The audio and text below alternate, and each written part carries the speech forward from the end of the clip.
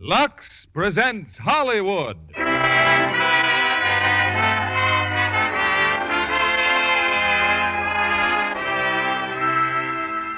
Lever Brothers Company, the makers of Lux Toilet Soap, bring you the Lux Radio Theatre, starring Cary Grant and Shirley Temple in The Bachelor and the Bobby Soxer. Ladies and gentlemen, your producer, Mr. William Keeley.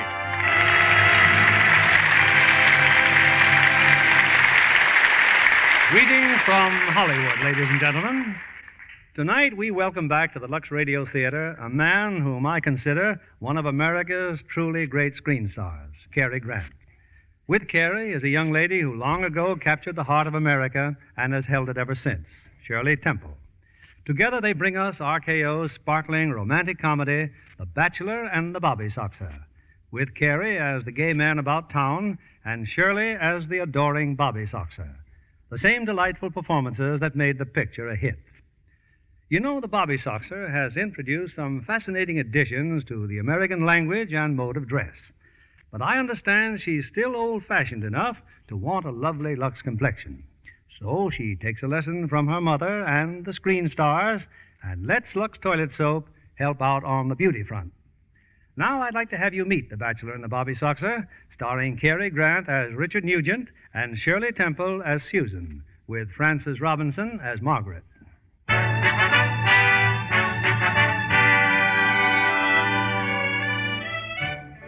Years ago, a sympathetic neighbor described the Turner girls as those poor little lonely orphans. Since then, the neighbor's changed her mind. True, the Turner girls are still orphans, but they don't need anybody's sympathy. There's Susan, the Bobby Soxer, 17 years old, editor of the high school paper, and swamped with boyfriends. And then there's Margaret, the lady lawyer, who is now Judge Turner, presiding in dignity over the city's municipal court. Right now, the Turner girls are at breakfast. So it's very important that I know Margaret. Know what? That case in court. The man who ran away with a 16-year-old girl. What kind of a sentence did you give him? 3 years. Oh, fine. That cost me $2. I always bet that you won't sentence people. If you'd spend a little more time on geometry and less I don't consider geometry a part of life. Well, your teacher does. You're the first student he's ever had who defined a triangle as two women crazy over one man. Mr. Roberts is definitely decadent. Margaret, dear. How much this time? Only $2. But no more betting. No, Margaret. And thank you very much. I often wonder why you're so good to me. Well, you know I'd die for you. Only sometimes it's very hard living with you. Who comes up in court this morning? Oh, nothing very exciting. Some people mixed up in a nightclub brawl. When Tommy Chamberlain phoned me about it this morning... Are you going to marry Tommy? After all, he's the assistant district attorney, and I think that... The Call of the Wild. I gotta go. Who's calling for you this morning? Sounds like Jerry. But you haven't eaten your breakfast. I'll take the $2 out of your purse, Margaret. Bye.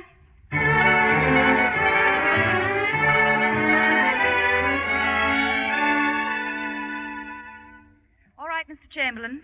If you'll tell the court just what Richard Nugent did. Well, Your Honor, the police picked him up in the Vampire nightclub, a riot call. Nugent was at the bottom of all the trouble. Which of you is Richard Nugent? Mr. Nugent isn't here, Your Honor. I am his attorney. Not here. He's out on bail. Well, if Mr. Nugent doesn't show up within the next 60 seconds, I'll issue a bench warrant for his arrest. Meanwhile, I'd like to hear from the witnesses. Your name, Miss... Miss Agnes Prescott. I'm an entertainer at the Vampire Club.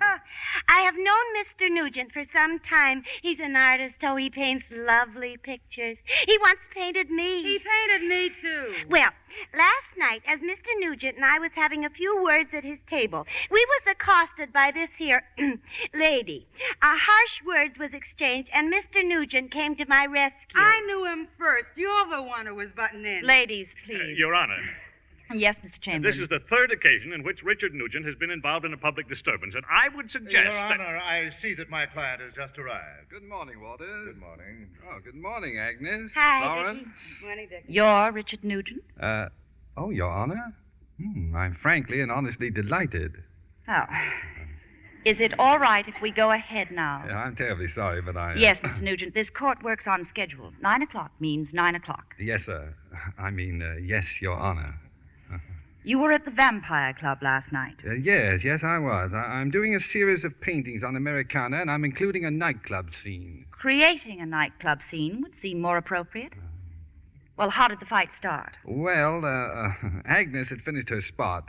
That's a theatrical term, Your Honor. It means her performance, her act. Thank you. Well, we were having a drink when Florence, that's Florence over there. Oh, we've met. Oh, well, she came over to the table. Yeah, Miss Cut-Rate Canary apparently resented my appearance. Well, naturally, my escort was very much I put up. prefer to hear Mr. Nugent's version. Thank you. Well, Florence's escort, Joey, appeared. He objected to Florence coming to my table. One thing led to another. Joey slapped Florence, and I slapped Joey. He was only defending American womanhood, Your Honor. Get that dame. Well, anyway, Agnes scratched Florence, and Florence scratched Agnes, and, anyone who says he remembers a fight punch for punch is lying. I don't remember. Your Honor, the district attorney's office would like this man held over for trial. Oh, I see no reason for that, Mr. Chamberlain. Obviously, it was a fight in which everyone participated. Everyone is equally guilty or innocent. I suggest that you all go home now and be a little less emotional in the future. Thank you, Your Honor. Oh, one moment. You just got here. Don't you like our court? Oh, I like it fine, only I'm due to give a lecture this morning. Really? What are you lecturing on? America as an artist sees it. Just remember, Mr. Nugent, if you're brought before this court again, you won't be dealt with so leniently. Case dismissed. Your Honor. For heaven's sake, don't press your luck. And telling her you're going to deliver a lecture. But I am. Where? Well, a bunch of kids at the high school. Much obliged, Walters.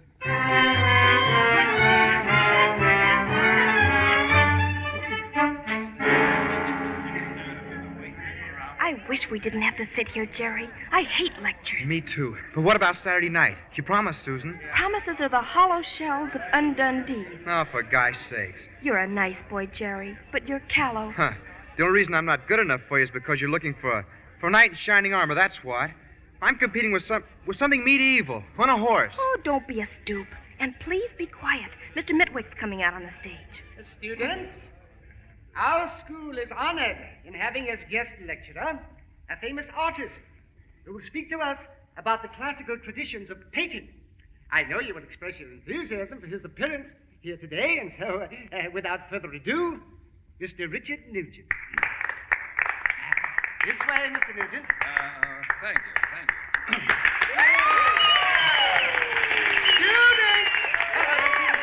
Please! Oh, gosh, is he handsome? Oh, I suppose so. For an older man. Mr. Mitwick, students, thank you. You know, a lot of people think of art as something pretty stuffy. I beg your pardon. Don't let them kid you.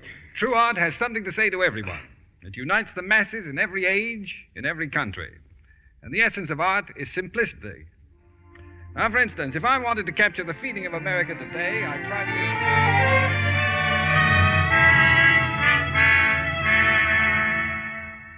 And that's about it, my friends. Just remember that art is a part of freedom, of tolerance, of opportunity. And if I were going to do a portrait of one of you, I'd try to convey all that in it.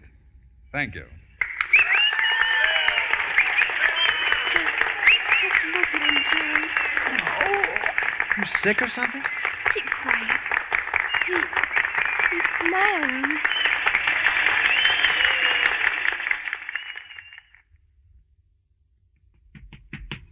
Mr. Nugent, my name is Susan Turner. I'm a student here. No. Yes, I loved your speech. Oh, thank you. Well, nice to have met you, Miss Turner. But I have to interview you.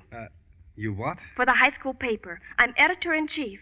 Oh, I'll bet you've had a terribly interesting life. Not very. Look, could we do this some other time? I have a date. A date? Oh, then you're not married. No. Oh, I knew you weren't. You just couldn't be. Oh, I've had some offers. In here, Mr. Nugent. Yeah, well, don't you see, We can talk in here.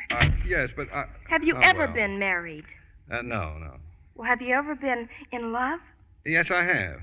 Tell me, what kind of paper does this school run? Oh, all the students read it. I'll bet they do. You probably have no idea what an unusual person you are. Now, I'm not unusual at all, I suppose, but I'm really much older than I look. Uh-huh. And I know what the artistic soul is like, and how keenly it can suffer. Oh, really? Did you have many ordeals before becoming a success? No. As a matter of fact... I want you to think of me, not as a newspaper woman, but as a friend. Well, in that case, yes, I did suffer. Mm-hmm.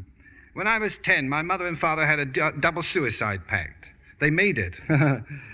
Yeah. I was sent to an orphanage. Some days they didn't beat me. Then one night I escaped. I used to steal.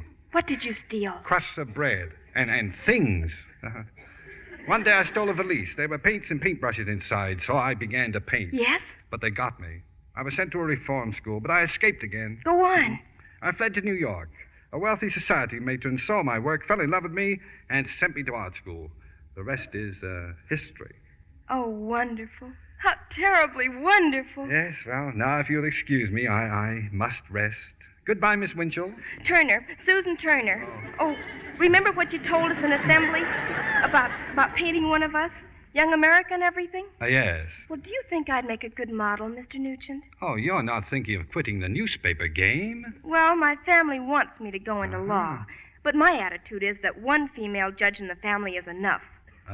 Did you say your name's Turner? That's right. My sister's Judge Margaret Turner. Well, nice to have met the family. Goodbye. But what about my posing? Sure. You'd make a good model sometime. Bye now. Like a knight striding away in shining armor.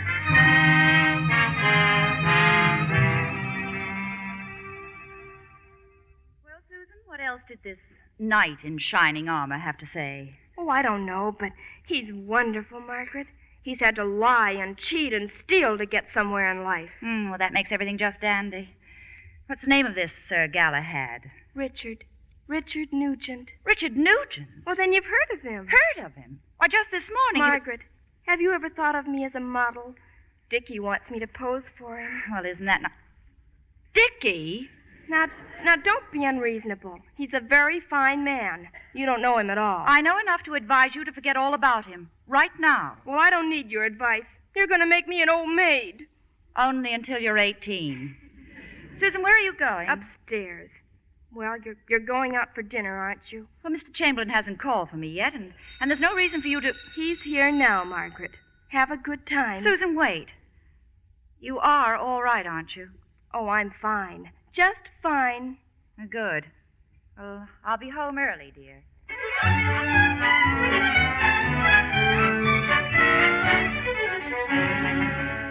You simply must calm down, Tommy. We'll never find Susan carrying on like this. No, Margaret, I'll handle everything. Just when did the cook discover that she wasn't in the house? About an hour after we left. She went to call her for dinner and she wasn't in her room. Did you check the hospital? And the airport, railroad station, and bus terminal. Oh, Tommy, if anything's happened to Susan, I'll never forgive myself. I never should have quarreled with her. You quarreled with her? I told her she couldn't pose for Richard Nugent. Nugent? And she said she didn't need my advice, that she... Nugent, for heaven's sakes, Margaret, why didn't you mention Nugent before? Give me that phone. Oh, no. Oh, no, you can't mean that she... Oh, no.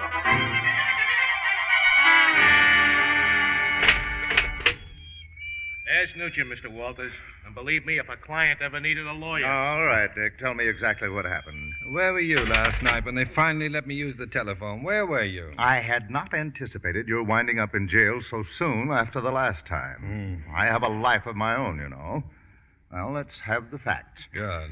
Well, I got home to my apartment last night. That much I know. And this girl was there.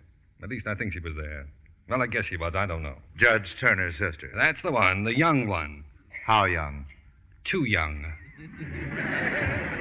How did she get in your apartment? He let her in, the elevator boy. She told him she was posing for me. Nugent, why don't you tell me the truth?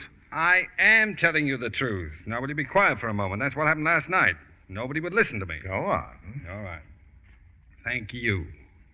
I got home to my apartment. I took off my dinner coat, put on a robe, wanted to be comfortable, came inside, turned on the radio, opened a book, sat down to read the book, when up popped this little girl. She'd been asleep on the sofa. Judge Turner's sister. Go on. Before I can open my mouth, there's a banging on the door. Everybody yelling. Somebody busts in. Everybody starts talking at once. Then about 50 policemen. Did the girl explain why she was there? Yes. Well, she tried to explain, but they wouldn't really let her explain. She kept trying to say she'd come up there to be a model or something. Did you or did you not invite Judge Turner's sister to be a model? No. Well, in a roundabout way, maybe I did. She kept saying I told her I was going to paint her as young America. Did you tell her that? Oh, I told that to 500 little girls. Let's not go into that. Oh, no.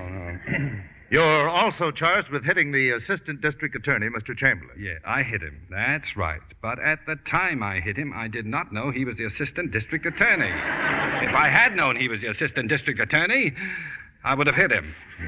He said some very bad things, wouldn't give me a chance to explain, kept pulling my arm, and that sister of hers. She was there, too, Judge Turner. She's a mountain of ice, a gallon of poison, jumping at conclusions. Now, control yourself, Nugent. You've got to remember coherently exactly what happened. Oh, sure. You talk like this in front of a jury, you'll get 20 years. Well, I'd better get to work. Coherently. Exactly. Coherently. Exactly. You got another visitor, Mr. Nugent. Oh, yeah. This here is Dr. Beamish. I'm the court psychiatrist, Mr. Nugent. Yeah, well, come back in an hour. I'll be crazy by then.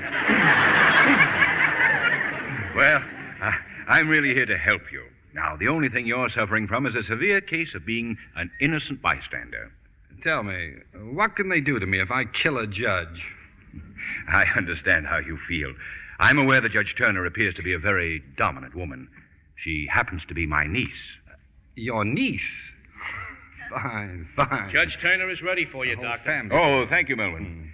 Well, now, you just leave things in my hands, Mr. Nugent. I have a plan. I dare say you'll be surprised at the results. Dare say. Yes, sir. You just wait and Coherently. see. Exactly.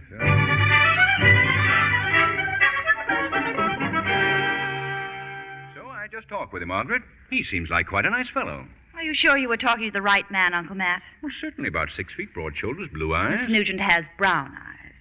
Oh. Well, it isn't my case. It's Judge Treadwell's.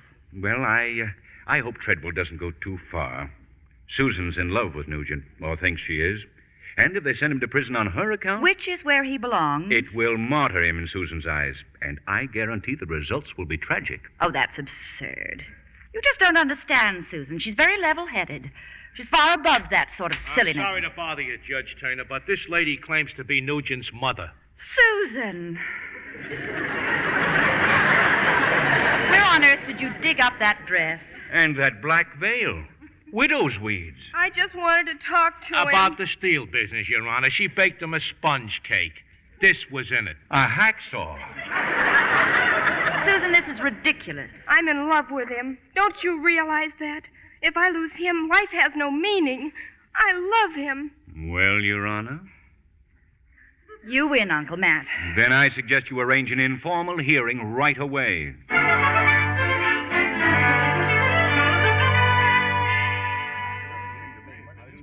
Well, Judge Treadwell has reviewed the facts, Mr. Nugent.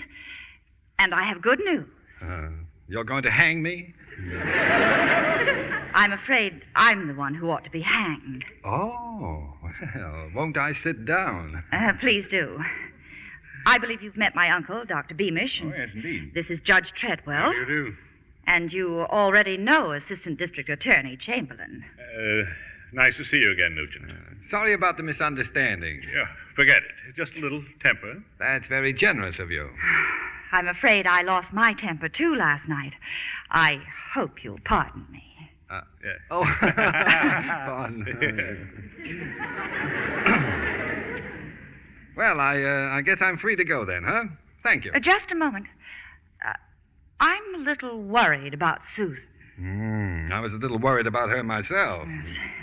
It seems she's become quite enamored of you, Mr. Nugent, and we were wondering if you'd mind helping us by taking her out. Oh, I'd be glad to. Taking her out? Where? Doing what? Being her beau until she gets over you. Dr. Beamish says she mustn't feel you're being martyred. Oh, he does he? Well, then let Dr. Beamish take her out. Let her get over him. I'm not a judge, but I'll bet there's no law that says I have to go out with children. No. We were just hoping you'd want to cooperate. Why should I? Because your attitude will have a decided bearing on the disposition of the other charges against you, if the district attorney wishes to press them. Press what? All I did was punch him in the nose. Oh, all right. Just what do I have to do? See Susan as often as we deem proper, Mr. Nugent. And as soon as your fatal fascination wears off, you're free to go on your way again. Well, what if it doesn't wear off?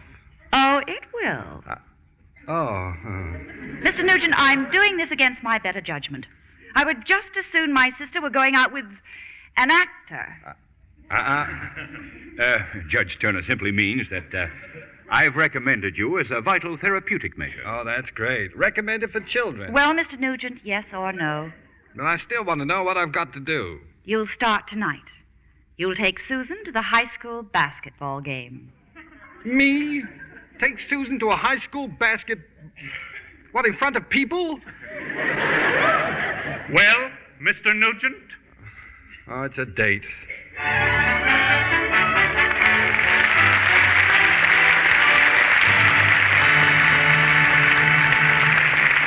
In a few moments, we'll bring you Act 2 of The Bachelor and the Bobby Soxer. Our guest tonight is Miss Susie Crandall, popular contract player at RKO.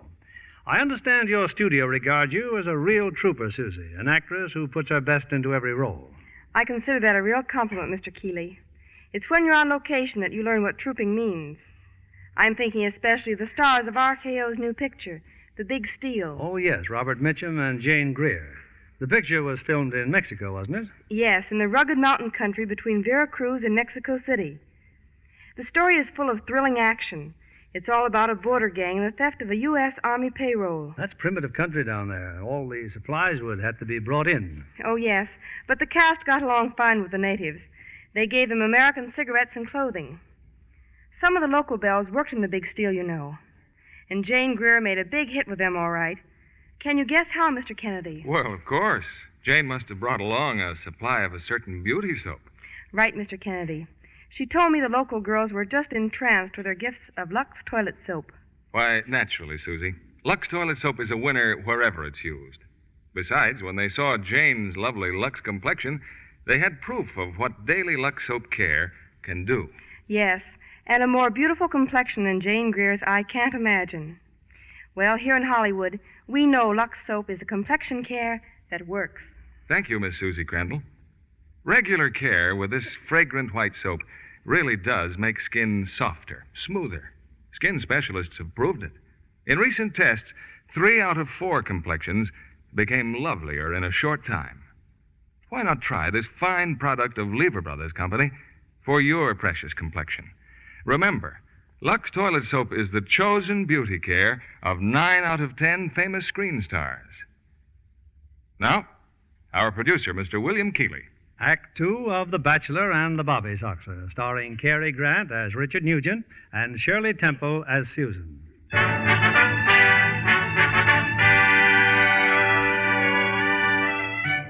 Richard Nugent is innocent as the driven snow, but the fact that he's not in jail is due only to his anguished ascent to become Susan's beau until she wearies of him. Susan, of course, knows nothing of this arrangement. Susan's in love, now more than ever, as she and Mr. Nugent watch the high school basketball game. Oh, good evening, Susan. Good evening. That's Mr. Mitwick, Dickie, the principal. Geometry getting straightened out, Susan. Oh, yes, Mr. Mitwick.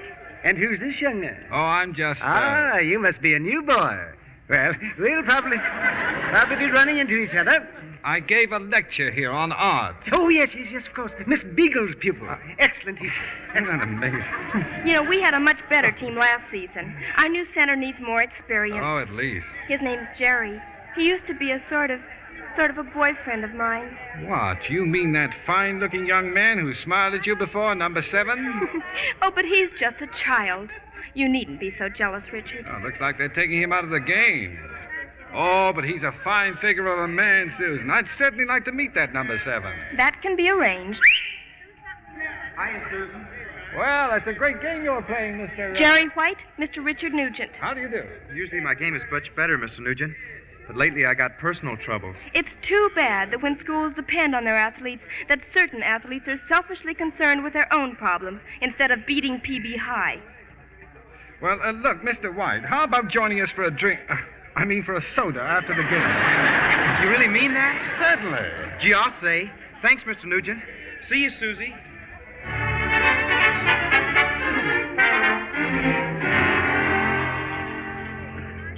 And I thought you were splendid tonight, Jerry. Splendid. No, he wasn't. Yes, he was. No, I wasn't. Say, Jerry, aren't you supposed to be in training? Just look at that. A double sweetheart flip. Sometimes a man just doesn't care. Well, I may as well level with you, Mr. Nugent.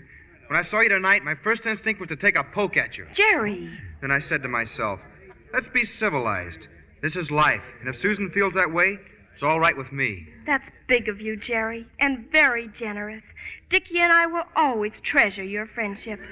If I can ever do anything for either one of you, all you have to do is call me. And if we can ever do anything for you, Jerry, all you have to do is ask. Oh, sure. Get in touch. Call me up. You know. Make contact.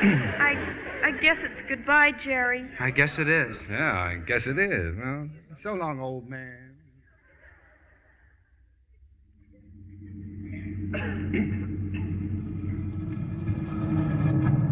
Must you rush right on home, Richard?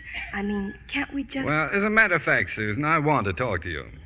What about, dear? Susan, it isn't becoming for you to call me dear. I don't think it's right. But why, darling? Now, stop that and listen to me. Now, the basketball game was fun tonight, but it can't go on. Yes, I know. The season's over next week. No. I mean, the whole thing can't go on. Everybody's getting the crazy idea that you're in love with me. I am. Susan, look at me. Look. I wouldn't say this to many people, but I'm old enough to be your father. You're so right, dear. Well, you've got to realize that this isn't proper for either of us. You're so right, dear. Well, it's not only going to... Whoops! Porch steps. Oh, thanks. Well, it's not only going to embarrass me, but it's going to embarrass you, too.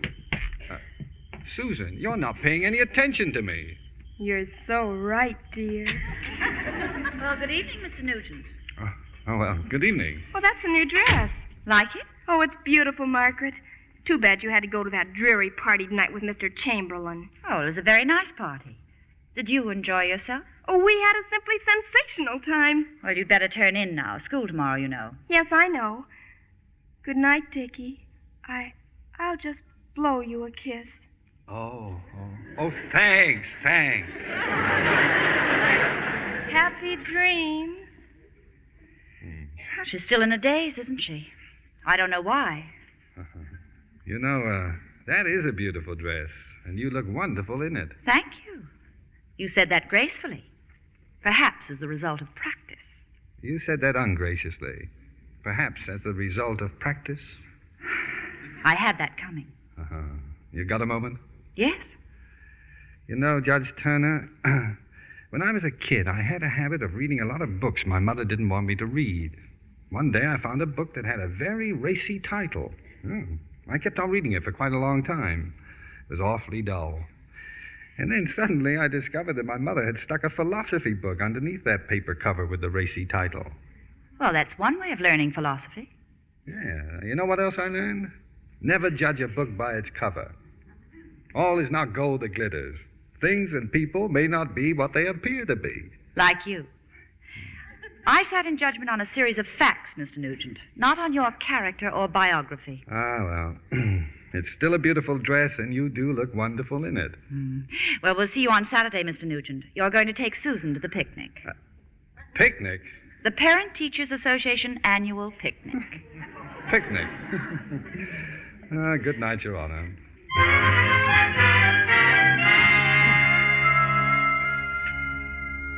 Hi, Jerry. Oh, hello, Mr. Nugent. Calling to take Susan to the picnic, huh? Well, you know how it is, old man.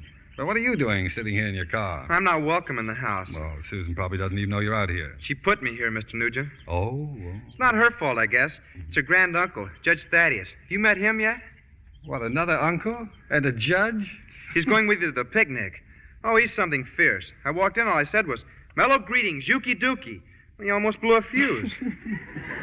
Well, what's wrong with that? Sounds okay to me. Hey, Jerry, how'd you like to use my car? You kidding? Why, no. You drive my car to the picnic and let me borrow yours. Does this thing run? Sure it runs. Oh, where's the key? Who needs a key? Oh, well.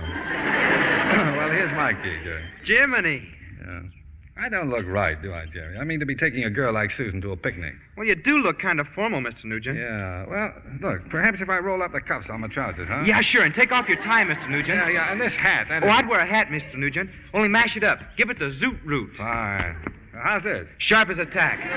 Boy, what a difference. Well, thanks, Jerry. See you at the picnic.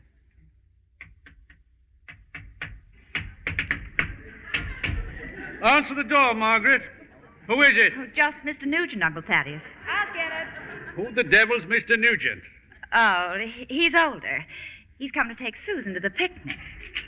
Dickie! Hi, mellow greetings, Yuki Dookie. Ready, folks? Let's go! What the ding-dang blasted sort of talk is that? I don't know. Hey, you remind me of a man. What man? The man with the power. What power? The power of hoodoo. Hoodoo. You do. Do what? Remind me of a man. What man? The man with the power. What power? Good morning, Mr. Nugent. Oh, greetings. Are you out of your mind? What? What are you trying to do? I don't dig you, chick. What are you talking about? What are you two whispering about? Oh, I'm sorry, Uncle Thaddeus. Oh, you returned? Hi, Uncle Matt. You going to the picnic, too? May I present my great-uncle, Judge Turner? Oh, well, how do you do, Judge? How do you do? That's my hand, not a pump handle. Hey, he's sharp. Hey, Uncle Thaddeus, you remind me of a man. What man? The man with the power. What power? The power of hoodoo. Hoodoo? You do. Do what? Remind me of a man. This isn't a house, it's a sideshow at a circus. Mr. Nugent, Judge Turner is an associate justice of the state Supreme Court. Well, good for you, Junior. That's better than working for a living, huh? Where's Tommy Chamberlain, Margaret? Isn't Tommy Chamberlain calling for you? Oh, he's meeting us at the picnic, Uncle Matt. Then what's keeping us? Well, everybody ready? My hot rod's right at the curb. Come on, Uncle Thaddeus, come on. You remind me of a man. Hoodoo. No, you idiot. I'm supposed to say that. Dickie, your car, it's gone. Why, that's Jerry's car out there. Well, it just looks like Jerry's You mean to say that we're going in that... Why not? It's a Voot 8. Voot 8? The 8 more payments in his mind. Okay, Uncle Tad, just toss in your friend. Hot Voot to reading!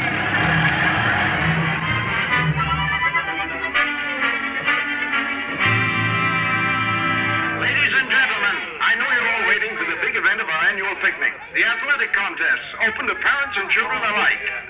First event, the sack race. You know, Uncle Matt, I used to be pretty good at these things when I was a kid. Well, what's the matter now? Beneath your dignity as assistant district attorney? Oh, just too old, Chamberlain. Too old. All right, I'll enter the race. That's the kind of spirit we want to see. How about you, Mr. Nugent? Right after lunch? Me? Don't be silly. Oh, too old, huh? To run a sack race? Well, there's nothing to it. You go right in there, Dickie, and show 'em. All right, Susan, I will. Just hold my coat and hat.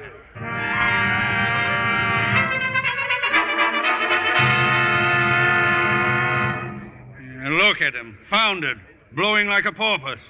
You're some athlete, Mr. Nugent. It's not Dickie's fault. He was just... Tommy Chamberlain happens to be the better man, that's all.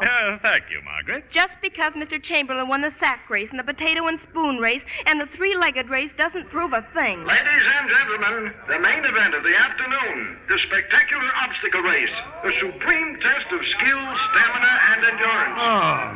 Come on, Dickie. Get up off the grass. I can't pin your number on if you're lying down. Oh. Don't you think you've had enough for one day, Mr. Nugent? We've just begun to fight. Yeah, we've just begun to fight. Uncle Matt, you mind holding all these medals for me? I don't want to be handicapped with any excess weight. Everybody get ready. I just know you can win this time, Dickie. Sure. You've got to win me that cup. Don't worry, Susan. I'll be glad to give you the cup. I'm beginning to worry about him. Him? Nugent? I just hope he wins. For Susan's sake. Oh. Well, let's walk down to the finish line. Susan, where are you going? I'll be right back. I just want to talk to Jerry.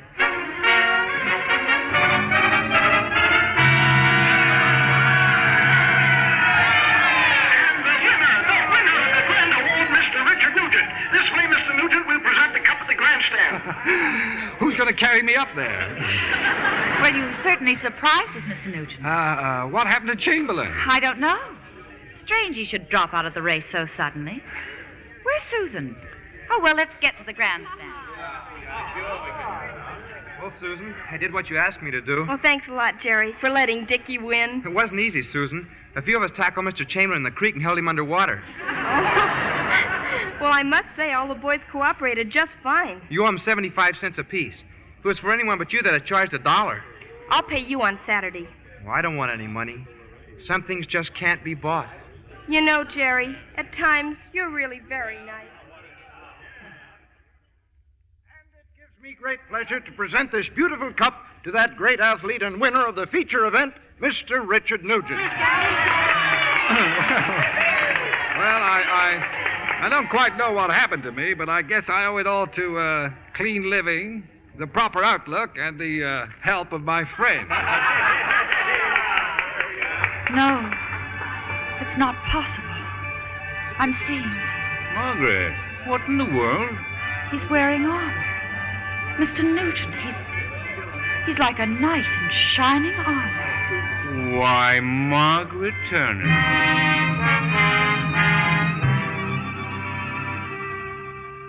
Well, Margaret, that was quite a picnic. Quite a picnic. Where's Susan? Upstairs. I'm making a rest for a while if she's going to the dance tonight. Dance? With Mr. Nugent? Well, yes. Speaking of Mr. Nugent, that was a very odd occurrence, Uncle Matt. I mean, there in the grandstand. Seeing Richard Nugent in a suit of shining armor? I feel absolutely ridiculous. Optical illusions have been known. Obviously, it was a combination of the heat, a too hurried lunch, and all the excitement. Well, of course. It's a known fact. Merely a matter of my thinking that I saw Mr. Nugent as Susan sees him. You understand? Oh, same thing's happened to me 100 times. Only I always see Betty Grable. Oh. Well, it's occurred to me that Mr. Nugent has been very sweet about Susan, and I don't think we ought to embarrass him any longer. But what if Susan... Oh, I'm sure she'll get over it. I'd like to talk it over with him, as a matter of fact. Well, I think that's... But not here. Oh, naturally, not here, but... And certainly not in his apartment. Oh, no, of course not. Some public place.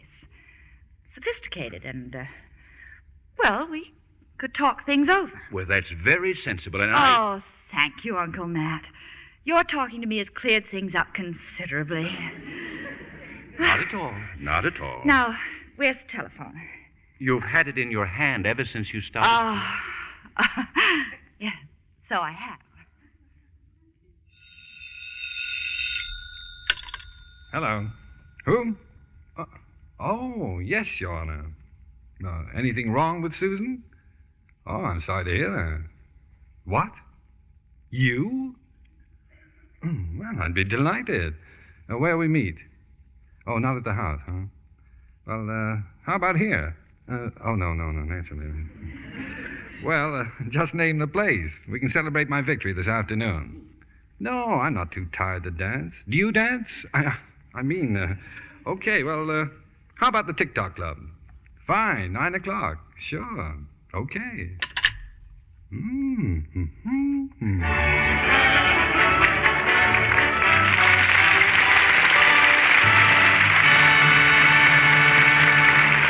We pause now for station identification. This is CBS, the Columbia Broadcasting System.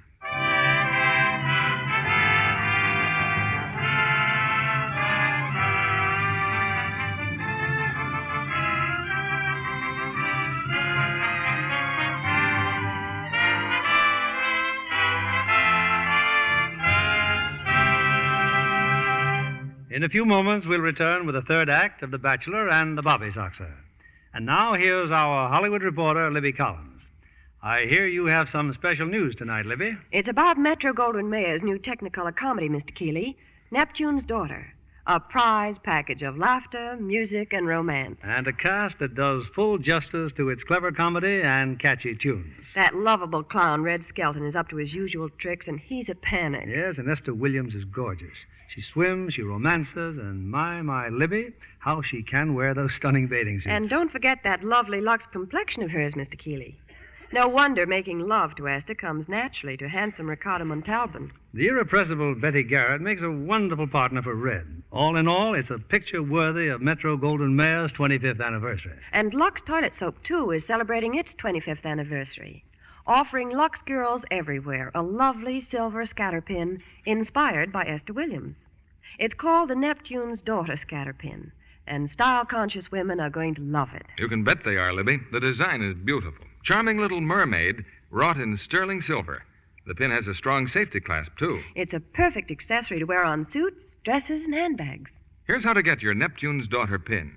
Send in 2 wrappers from Lux Toilet Soap, regular or bath size, and 35 cents in coin to Lux Toilet Soap, Post Office Box 16, New York 8, New York. Your sterling silver pin will come to you promptly. I'll repeat the address. Lux Toilet Soap, Post Office Box 16, New York 8, New York. Send in 2 Lux Toilet Soap wrappers and 35 cents in coin. If you could buy this pin at retail, it would cost $1.50. This offer is good only in continental United States, Alaska, and Hawaii, and subject to applicable state or local regulations. The offer expires September 1st, 1949. Send for your sterling silver pin soon. Now, our producer, Mr. William Keeley. The curtain rises on the third act of The Bachelor and the Bobby Soxer, starring Cary Grant as Richard Nugent and Shirley Temple as Susan.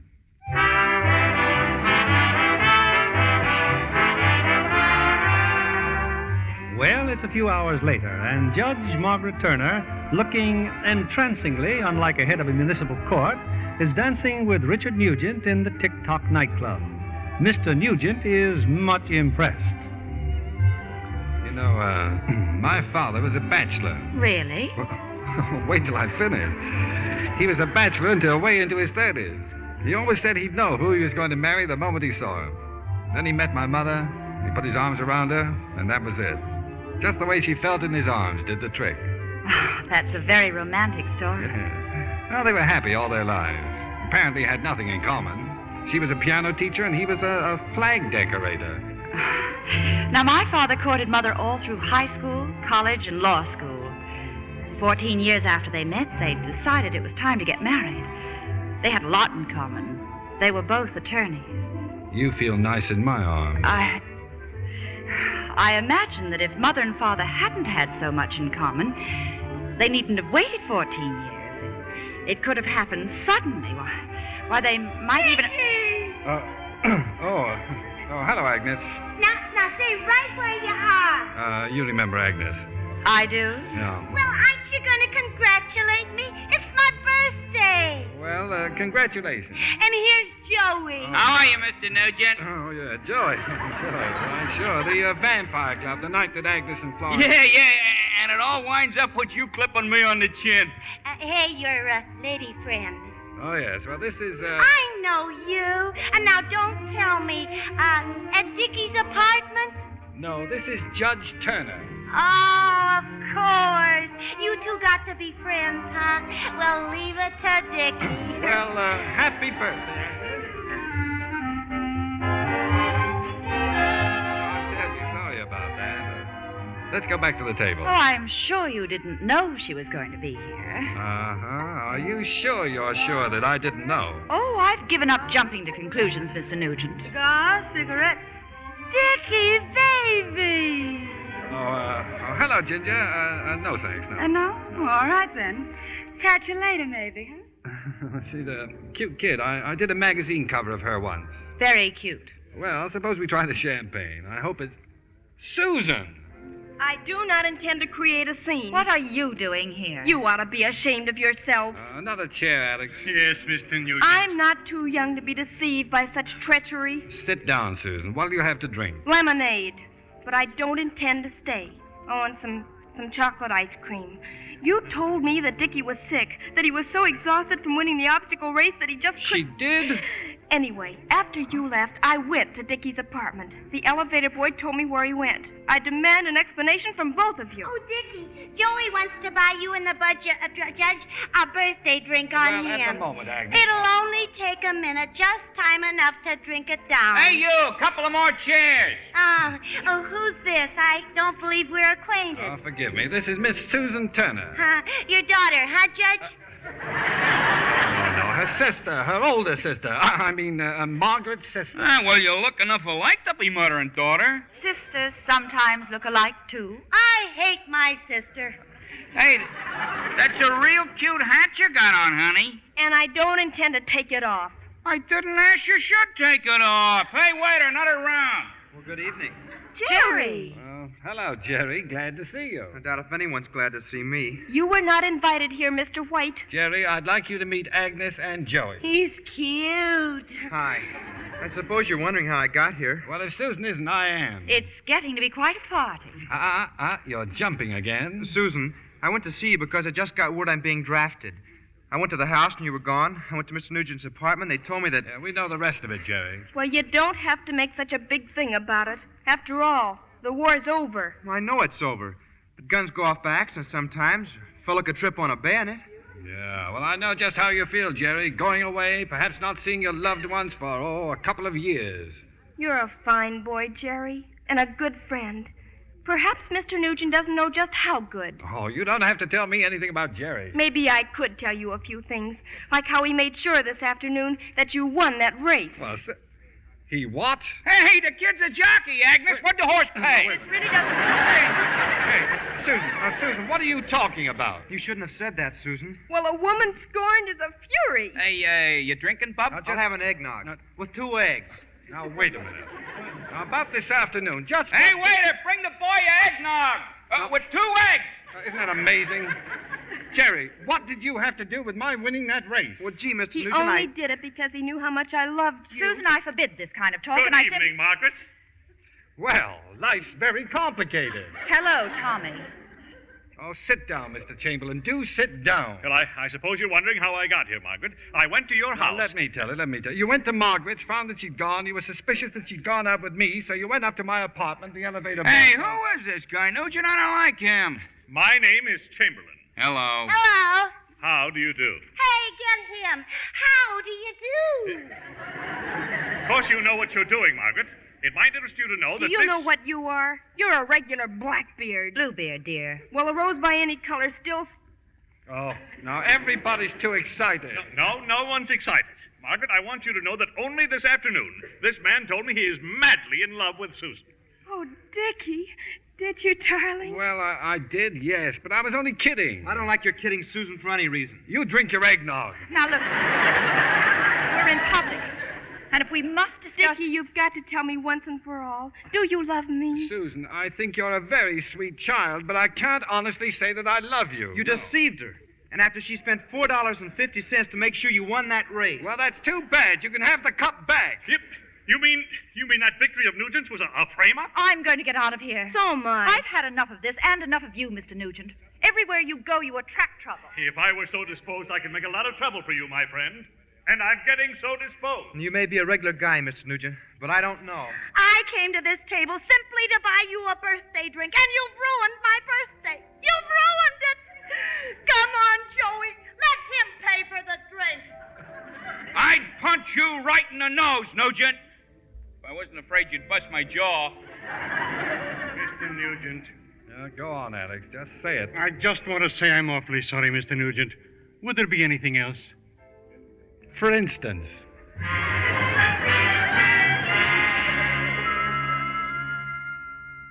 And I just want you to know, Margaret, that I'm leaving home. My own sister, stealing the man I love. Susan, you're not being fair. The other woman. Susan. It's not like that at all. I'm old enough to fight for my happiness. I saw him first. This is all your fault, Uncle Matt. You deliberately told Susan to come to that nightclub. He certainly did not. It was all my own idea. That's beside the point. Now you're both hysterical. If I want to be hysterical, I can. Susan, I would like to talk to you. I have nothing to say. I will not issue a statement of any kind at this time. Susan, I am still strong enough to take you over my knee and give you the lambasting I sincerely believe you deserve. You wouldn't dare. Just march to your room.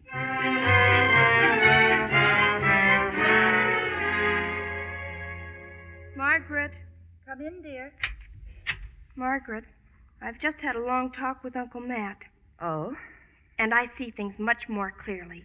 After all, Richard is too old for me. Jeepers, when I'm 42, he'll be 60. I see. Well, anyway, Jerry's going to look awfully handsome in his uniform, don't you think? So I've decided to renounce Richard for Jerry. Oh, that's very sensible of you, dear. And now that you have a clear field, I think you ought to patch things up. I've acted very childishly, and I'm sorry. Susan, if I had 1,000,000 more sisters, I'd want them all exactly like you. You're just saying that because I'm so sklunklish. Good night, Margaret. Good night, Susan. You know, in many ways, I think this has made a bigger woman of me. So Susan apologized, eh? Well, Margaret, suppose we have a little talk about emotions. Uncle Matt, I'm not interested in any more of your psychological mumbo-jumbo about emotions. I deal in facts, and the conclusions I draw from the facts are depressing. Well, depressing or not, you're in love with Richard Nugent. Yes, well, I'll discuss that with you in the morning. Good night, Uncle Matt.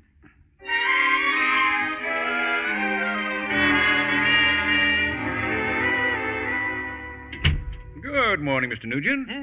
Oh. Well, Dr. Beamish, how did you get in here? The door was closed, so I opened it and came in. Well, you can open it again and go right out. You and Margaret are having trouble. None of your business. Oh, you're packing, huh? And airplane tickets. Where are you going? Africa. That's pretty far away, isn't it? Now, let's look at the facts. First of all, you're in love with Margaret. Facts. I'm an artist. I deal in emotions, and my emotions tell me to go to Africa. What do your emotions tell you? Well, I've got a plan. Well, I've had enough of your plans and your whole family. I was a carefree fellow before I met up with you. I've been in nothing but trouble ever since. I'm going to be a carefree fellow again. Now, buzz off. Very well. Oh, if you should run across a man named Smedley while you're in Africa, give him my regards, will you? He's a cousin of ours. Another judge, no doubt. Yes, as a matter of fact, he is. Good day, Mr. Nugent.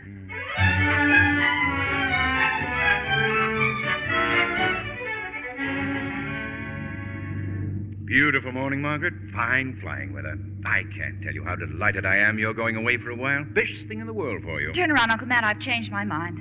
I want to go home. Oh, but that's silly. It's silly that I'm running away.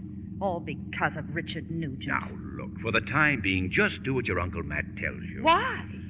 You haven't been doing so good lately. I merely suggested that a little plane trip... Oh, all right. Drive on to the airport. Order, sir. Take your baggage. Oh, yes. This baggage belongs to Miss Turner. She's at the reservation window picking up a ticket. Miss Turner, yes. Dr. Beamish, where is she? Where's Margaret? Oh, hello, Chamberlain. I'm looking for her myself. She's leaving? Taking a plane? Yes, I'm afraid she is. No, this is all Nugent's fault. If I see him again, he'll get 10 years. I've got a bench warrant out for his arrest. Now, if you'll take my I don't advice... want your advice. Now, where's Margaret? Well, she should be here. Why don't you watch that side entrance over there, and I'll keep my eyes open here. Oh, very well. Now, just let me know the instant she arrives. Officer, could I talk to you a moment? Yes, sir. I'm Dr. Beamish, city psychiatrist. Oh, sure. Any trouble, Doc? That fellow pacing up and down at the side entrance there. Him? What's his trouble, Doc? He thinks he's the assistant district attorney. He likes to go around arresting people. Oh, one of those guys, huh? Well, I'll try to handle him, but I wanted you to know, just in case. Don't worry, Doc. I'll be around. Dr. Beamish! Dr. Beamish! Yes, I'm coming. He's here. Nugent's here. I just saw him. He's out there by the planes. Well, come on, let's get him. I think you're making a big mistake. Oh, no, I'm not. Trying to leave town. I'll show him. Officer, I want you to arrest someone. Now, you don't want to go around arresting nice people. Do you know who you're talking to? I'm the assistant district attorney. Sure you are. Sure. Dr. Beamish, tell him who I am. Oh, yes, officer. He's the assistant district attorney. Well, ain't that nice? You stupid blockhead. Well, I'll do it myself. Beamish, get his number. Yes, I'll get a pencil. I'll be right back. Let's go, Bud. Yeah, well, where are you taking me? Let go of me. Dr. Beamish! Passengers for Flight 7 now boarding at Gate 2. Passengers for Flight 7 now boarding at Gate 2. Name, please. Arthur Ames. Oh, step right aboard, Mr. Ames. Name, please. Nugent. Richard Nugent. Something wrong, Mr. Nugent? Well, there's someone in the plane. Oh, there's several people in the plane. That's not what I mean. What I mean is... Just step aboard, Mr. Nugent. Name, please.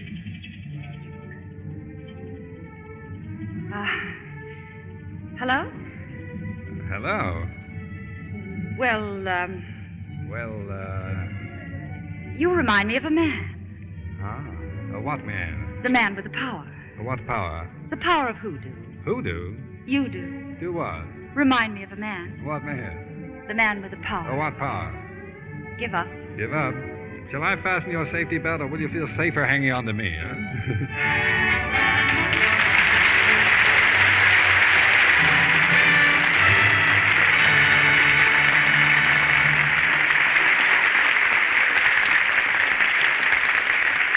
Our stars will return in a few moments. And now we want to talk to lovely Esther Williams, who's been listening to the Lux Radio Theatre tonight at her home. Hello there, Esther. Hello, Bill. I want to tell you how much I enjoyed tonight's performance, starring Cary Grant and Shirley Temple. It was really delightful. So glad you liked it, Esther. You know, I was interested, too, in what you said about our new Metro-Goldwyn-Mayer picture, Neptune's Daughter, and the sterling silver pin Lux Soap is offering. You know, I like that mermaid design so much that I have a bronze plaque in the very same design.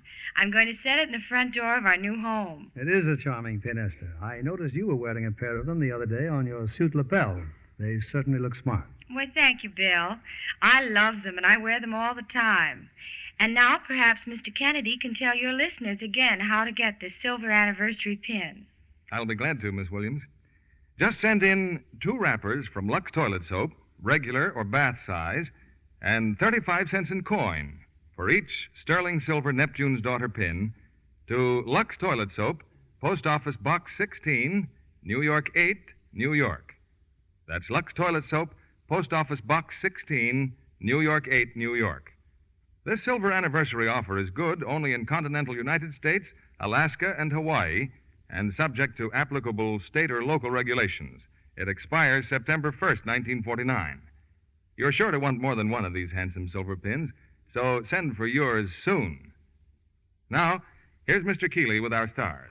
Tonight's play was enjoyed, I know, by all bachelors, all Bobby Soxers, and all the rest of us, too. So here's all our thanks to Cary Grant and Shirley Temple.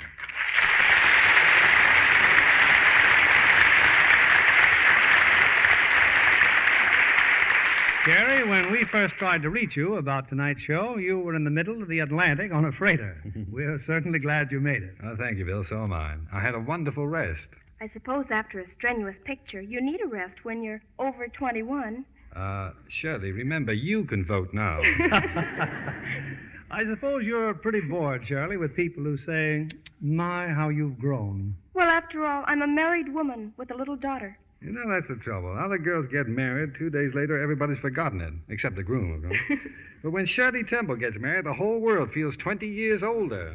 Well, I think every girl should be married. Ah, every girl should be married.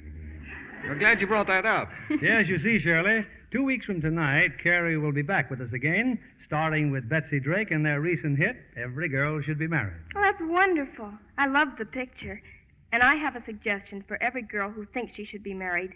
Every girl should have a Lux complexion. Yes, I recommend a Lux complexion exactly like yours. Why, thank you, Mr. Keeley. I've always used Lux soap. And don't forget you promised me one of those Neptune's Daughter's scatter pins. In fact, I'd like to have 2 of them to wear on my new suit. Well, it'll be a pleasure, Shirley. The Neptune's Daughter pin is sterling silver and something every woman will want. Well, what's next week's play, Bill? Well, it's a drama about Hollywood, Cary. The famous hit of stage and screen, Merton of the Movies. Starring in it, we'll have the one and only Mickey Rooney. And with Mickey, lovely Arlene Dahl. There'll be laughs, drama, and romance here next Monday with Merton of the Movies. We'll all be listening. Good night. Good night. Good night, and we'll see you in 2 weeks, Cary.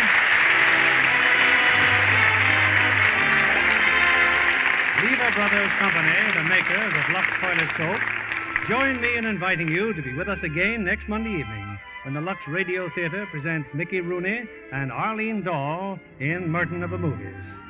This is William Keeley saying good night to you from Hollywood. Cary Grant will soon be seen starring in the 20th Century Fox production, I Married a War Bride. Shirley Temple appeared by arrangement with David O. Selznick, producer of Portrait of Jenny, starring Jennifer Jones and Joseph Cotton. Today, we salute America's independent retail grocers who will attend the Golden Jubilee Convention of the National Association of Retail Grocers in Chicago this week.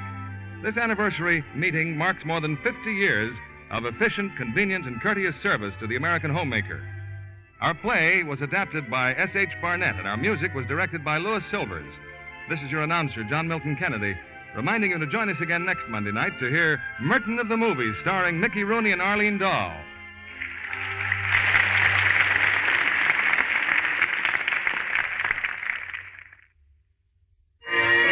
If you have trouble with your nice things, change to Lux Flakes, and they will bubble your troubles away. Keep dresses looking neater, keep pretty colors sweeter. Let Lux bubble your troubles away. Be sure to listen next Monday night to the Lux Radio Theatre presentation of Merton of the Movies, starring Mickey Rooney and Arlene Dahl. Stay tuned for My Friend Irma, which follows over these same stations. This is CBS, the Columbia Broadcasting System.